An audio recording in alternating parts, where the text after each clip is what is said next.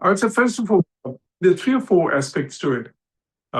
Number one, the ambience seemed sort of, like fairly pleasant.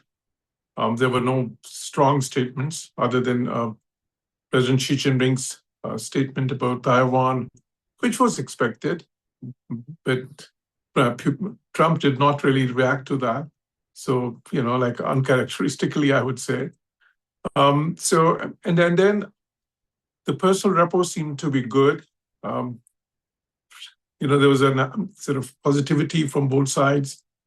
So I think that is something, because in diplomacy, it's not just really, the agreements, the MOUs, the outcomes, but also it's a body language, it's the optics. So in that way, it was good. Now let's come to the outcomes. In terms of outcomes, both sides have claimed different things.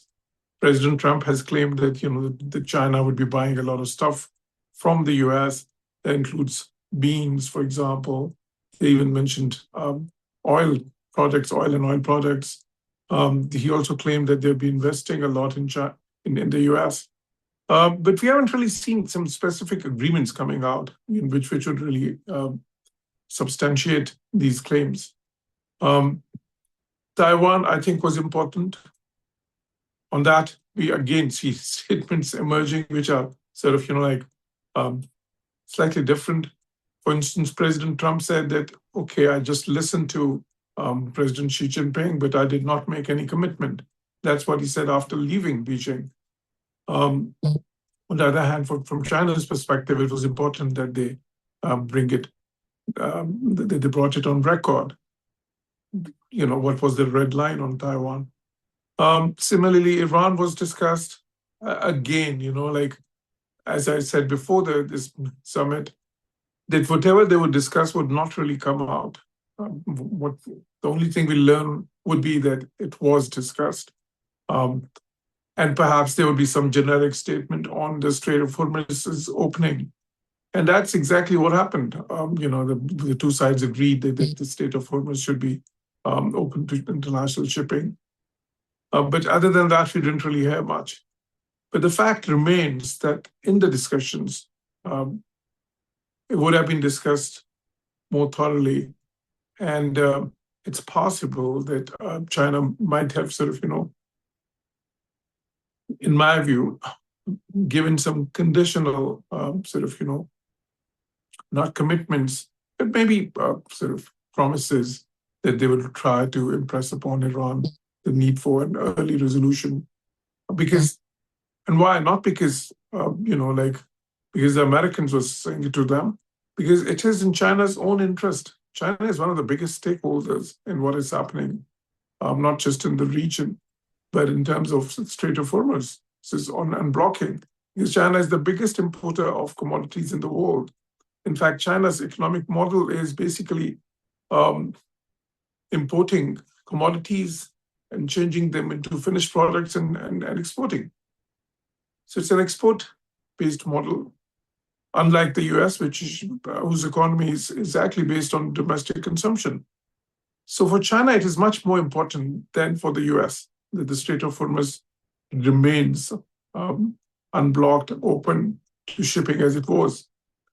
Then again, like a conflict which has the potential to already has in many ways, adversely impact the global supply chains and the global economy. That would hurt China, because China's economy is dependent on the health of global economy, because it's an export-based economy. They rely upon foreign markets rather than their own, primarily. But naturally, it cannot be expected that China would have given or made any promises without obtaining something back in return. So possibly, I think they would have asked America to sort of, lift some of the restrictions on trade in terms of tariff. We heard about sort of, and that is I think that it's very important in my view. President Trump made a statement that he would consider lifting of sanctions on some Chinese companies which have been involved in trade with particularly oil trade with Iran. I think that is very significant. That perhaps indicate that there was some sort of assurance from China on Iran, and in return, President Trump promised to do that. So it was some sort of a quid pro quo. In terms of other issues, technological access is big. That is a bargain that the US has. On the other hand, China has the bargaining chip of those rare earth metals and those rare earths, so to speak, which are so crucial for America's most sophisticated technologies, like electronics, semiconductors, many technologies which use those rare earths. And China controls 90% of the global exports. Then again, South China Sea would have been discussed because there have been some tensions there in recent years. And China would ideally want a more flexible US position on China's claims in South China Sea. Then again, I think artificial intelligence is an area which we discussed because it poses a common threat, a mutual threat to the two countries, and a common threat to the entire world. Because recently, there have been some technological developments. For instance, this Claude Mythos, which can actually break all the security systems. It can overcome all the security systems in the world, or most of them. We're talking about the banks. We're talking about the government institutions.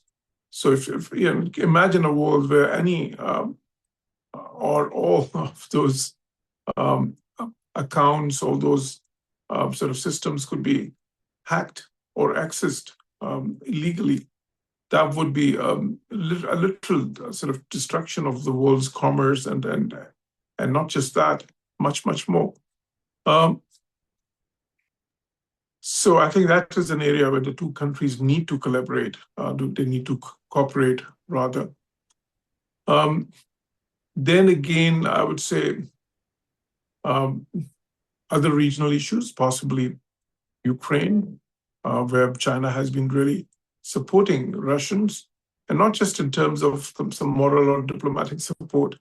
They have been supporting them substantively in terms of the economic lifeline that China has provided to Russia. Without that, Russia would never have been able to sustain this war for so long. So what I see is that, of course, the two countries seem to have maintained their positions. There are no major breakthroughs. But at the same time, what has come out of this summit is positivity, a willingness to work together, a willingness for sort of, continuing these negotiations on so many different issues, and enhancement of the personal rapport which exists between the leaders of these two countries. And I think that bodes very well for the coming years, because engagement is critical, and not just engagement, constructive engagement. Okay. And I would to sum up, I would term this summit as a step forward in constructive engagement. I would say that India, if India is relying solely on sort of being a critical part of this Indo-Pacific strategy, and they felt that this is the key to like being part of the Western alliance, so to speak, and winning all the favors that they need, and sort of all economic and some political sort of advantages, then I think that strategy is bound to disappoint them in the coming years. It's not that the Indo-Pacific strategy is dead. It is still there. It is not that China's contention, the China containment policy is dead. It will stay in place.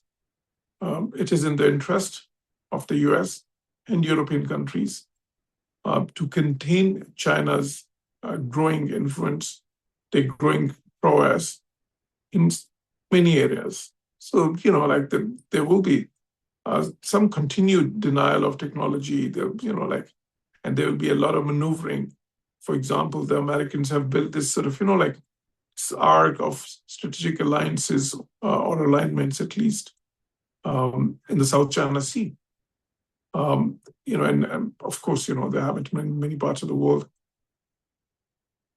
Most importantly, the whole, what they call Indo-Pacific. So that would stay. I think the agreements like Quad and other such mechanisms meant to sort of, to serve as a bulwark against China, with a great deal of expanding influence. That will remain in place. But at the same time, what we can see in the coming years is, and that is probably the biggest dilemma right now in terms of global affairs, whether China's rise to a superpower status, which is bound to happen, will it come as a soft landing or a hard landing for the US? I'm using the term landing, but here, as it's used in economic terms, perhaps. But the fact is that this new reality, how will America and Europe adjust to it? Will it take place without conflict? Competition is going to be there. There should be no doubt about that. But would that competition be a healthy competition? And not even, okay, I think it would be probably too much to wish for just a healthy competition. But would that competition produce conflicts or not? That is the main thing. And I think that the way things are moving, it is more likely than now, it seems more likely now than what was the case a few years back, that it could happen without major conflicts. Now, if that is the case, then India's relevance will definitely decrease.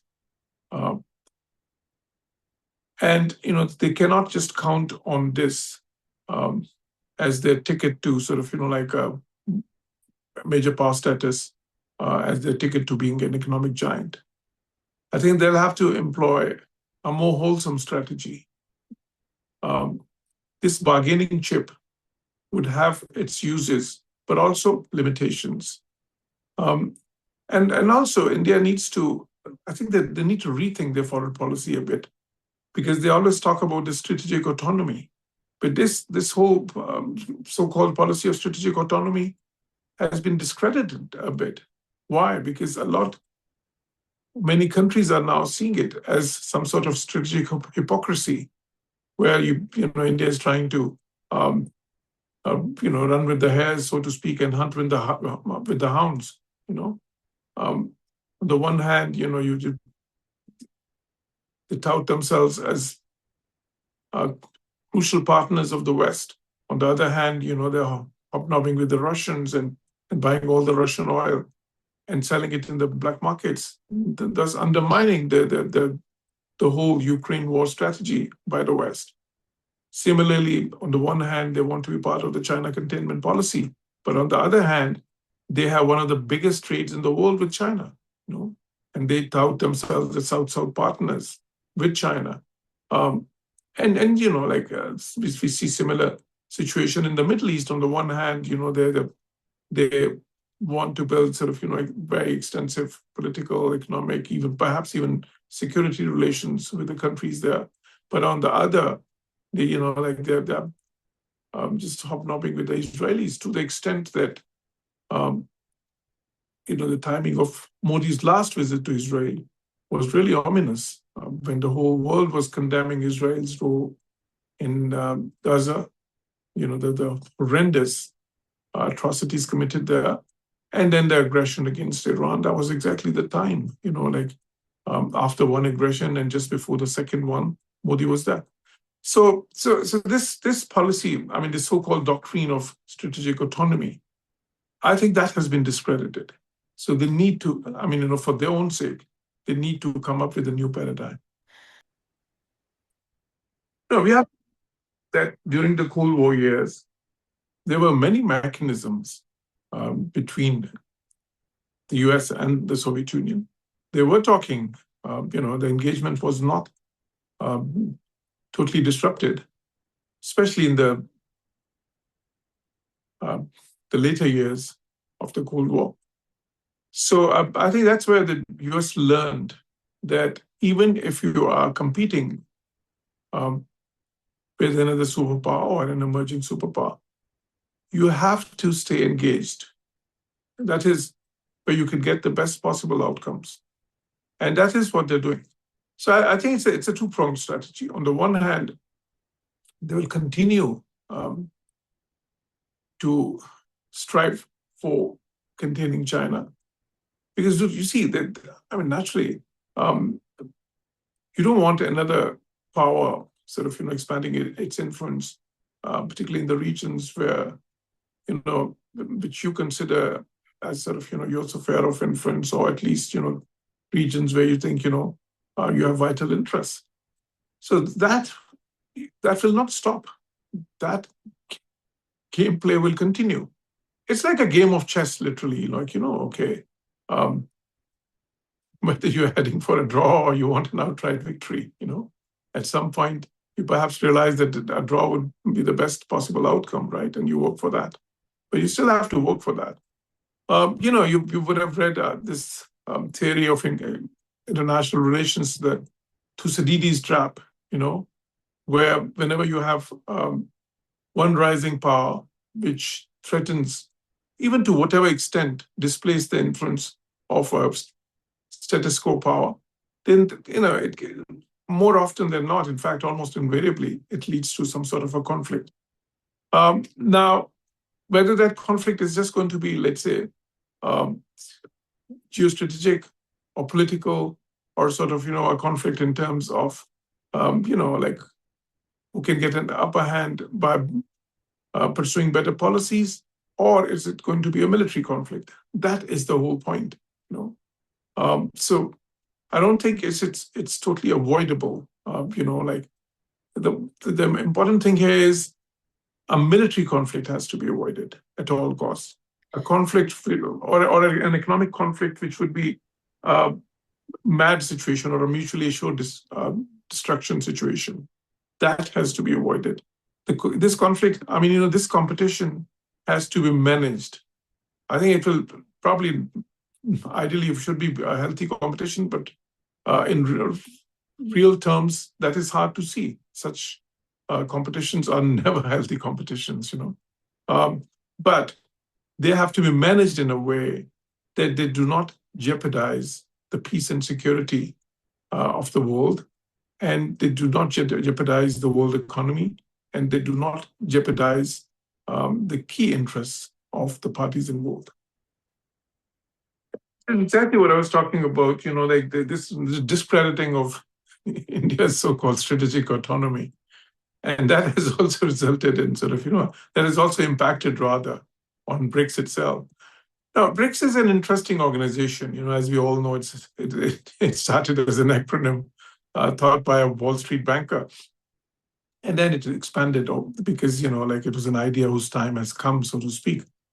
But having stated that, it is a group of rather disparate countries, countries which do not really have, a lot in common in certain instances. For example, in like India and China, like they're both in BRICS. Then Russia is in BRICS as well. Now, India is part of the so-called Western alliance. On the other hand, Russia and China are sort of, like no-limit strategic partner against who this alliance primarily now works for, So all of them being in the same organization, it already ensures that some of them would be working at cross purposes. And that is why we have seen that BRICS is losing some of its relevance. I think if they have to repair BRICS and if they have to make it into an build it into an effective organization, first of all, it should not dabble into politics at all, because that will not work. And perhaps to some degree, I would say that goes for SEO as well. Secondly, if it focuses on economic issues, and that's what it should be doing entirely. There also, it has to find some middle ground. It has to fill the gap which exists between the Western, like the Euro-Atlantic Alliance on the one hand, and Russia, China on the other. In terms of trying to bring this sort of, like the two very conflictive perspectives, and I'm talking about the economic perspectives, closer. That is where it could be effective. But any ambitious agenda, as sometimes have been touted, would not really work. And that is why we have seen again, and this is the second time that BRICS has been unable to even come up with a joint statement. And it clearly suggests that there is, if not some sort of a paralysis, there is at least, serious impediment. There is a roadblock that they're finding it hard to cross. And I think that is why the members of the organization need to review the goals of the organizations and perhaps come up with a new vision. I don't see Pakistan's role shrinking, or I don't really see China getting more involved at the expense of Pakistan. I have said it previously as well, that China would be more involved, but not at the expense of Pakistan, because Pakistan has China's full support. And it's not just because of the, all-weather strategic cooperative partnership that the two countries have. It is also because of the trust. And I think it suits China that they do not directly, they do not get involved directly, because that is the hallmark of their diplomacy as well. Number one, they don't conduct diplomacy through media. They do not really make very bold assertions or statements mostly, or claims. They prefer to work behind the scenes, in a low-key manner. But sometimes that is very effective. We would all recall that, when they brought about the Saudi-Iran rapprochement, the negotiations went on for quite some time, but the world didn't know about that. It was just a big surprise when the way to comply was, given to the world in terms of that it has happened now. That is the Chinese way. They would rather wait for something to mature before they would own it. And that is why I see China working through Pakistan. I see China working very discreetly, but they would be part of this diplomatic process, but in a way where we won't really we won't really see them on the media a lot. We won't really see a whole lot of diplomacy, shuttle diplomacy, or those meetings covered by the media. Yes, there will be a lot of conversations, but those conversations would be take place discreetly away from the media limelight. And I do believe that, they will have an important role to play whenever, there's a positive resolution of this conflict. Although I do also feel that a positive resolution at this point in time would most likely be some sort of an interim relief, some sort of framework MOU, which would take care of some of the immediate issues, and then there would be protracted negotiations. That part is true. If there are positive statements emerging from a summit between these two countries, these two leading countries of the world, I would say, that is music to ears in Pakistan. Because for Pakistan, some analysts have been saying that the biggest dilemma Pakistan could face in the coming years is how to balance relations um, with China and the US. Balancing doesn't mean that the relations have to be equal in terms of magnitude or sort of quality. What that means is that the relations with one country should not be at the cost of the other country. So that has been it has been a challenge, and it is perceived as as a greater challenge in the coming years. So if there's more engagement between China and the US, if there's more positivity, if they if they agree on more things rather than disagree, I think that would be great from Pakistan's point of view, because Pakistan has been trying to convince the US as well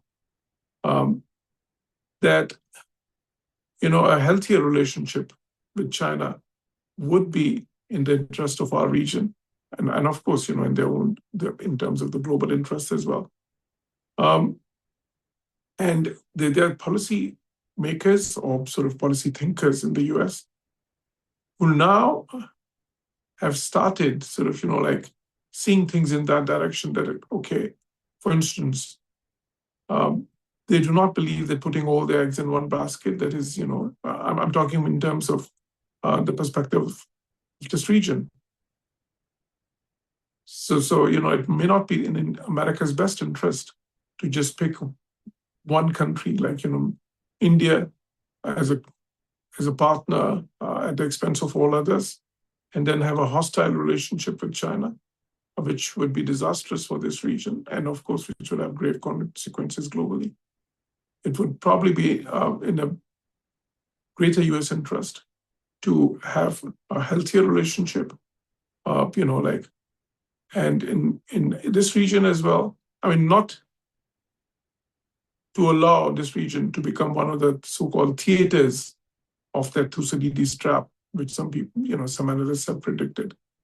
South Asia, which houses a quarter of the global population, should not suffer from any adverse consequences of this competition, which has the potential to become a rivalry as well.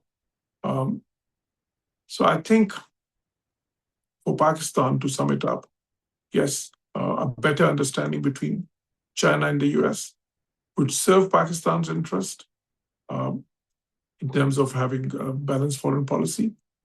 And contrarily, it would not be seen as very conducive in New Delhi.